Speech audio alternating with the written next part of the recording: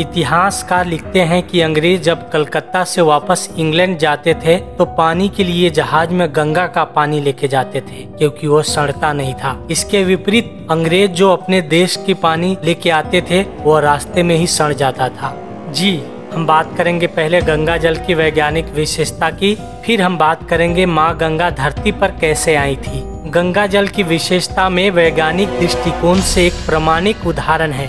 करीब 125 साल पहले लोग आश्चर्य मानते थे कि काशी में हैजा बहुत होता था, किंतु आसपास के गांव में प्राय नहीं होता। आगरा गवर्नमेंट की ओर से नियुक्त वैज्ञानिक एम.आई. हॉकिन इस रहस्य की जांच करने के लिए काशी आए और यंत्रों के द्वारा गंदे नल की परीक्षण की। उन्होंने देखा कि काशी के गंदे नाले जो गंगा जी में आकर गिरते हैं उसमें लाखों हैजे के कीड़े हैं, किंतु गंगा जल में मिलने के 6 घंटे बाद ही वो सब मर जाते हैं। उन्होंने एक मुर्दे को पकड़कर उसके पास के जल की भी परीक्षण ली तो उसमें भी असंख्य कीड़े पाए गए, किंतु 6 घंटे बाद वे सब मर गए। उन्होंने लाखों कीड़े गंगा जल में परीक्षण करने के लिए छोड़कर देखा तो सब 6 घंटे में सबके सब नष्ट हो गए। इसके बाद हैकिंग साहब ने कुएं के जल में भी हैजे के कीड़े डालकर देखे तो 6 घंटे में बढ़ते बढ़ते वो असंख्य हो गए।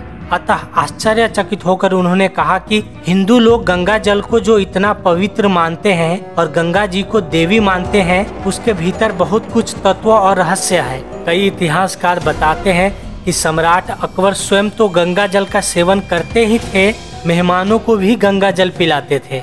हिंदुओं के लिए समस्त जल, चाहे वह सागर हो या नदी, झील या वर्षा जल, जीवन का प्रतीक है और उसकी प्राकृतिक दैवी मानी जाती है। इस संदर्भ में प्रमुख है 3 पवित्र नदियाँ, गंगा, यमुना और सरस्वती।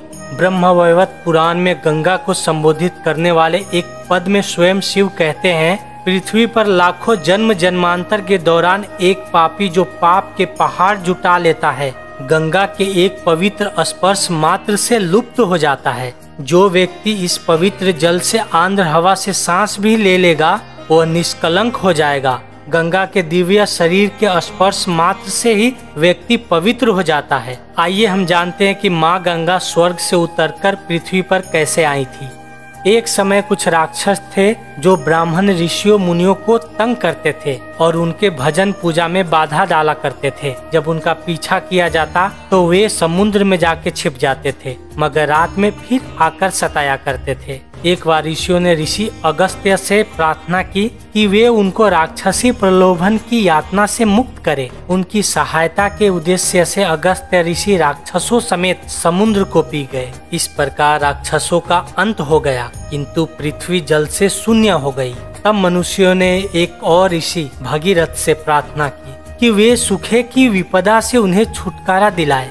इतना बड़ा वरदान पाने के योग्य बनने के लिए भगीरथ ने तपस्या में 1000 वर्ष बिता दिए और फिर ब्रह्मा जी के पास गए और उनसे प्रार्थना की कि वे स्वर्गलोक की नदी गंगा को, जो आकाश की नक्षत्र धाराओं से एक थी, पृथ्वी पर उतार दे। भगीरथ की तपस्या से प्रसन्न होकर ब्रह्मा जी ने यथाशक्ति प्रयत्न करने का वचन दिया और कहा कि वे इस मामले में शिव जी से सहायता मांगेंगे। उन्होंने समझाया कि अगर स्वर्गलोक की वह महान नदी अपने पूरे वेग और समस्त जल के भार के साथ पृथ्वी पर गिरी तो भूकंप आ जाएंगे और उनके फलस्वरूप बहुत विध्वंस होगा।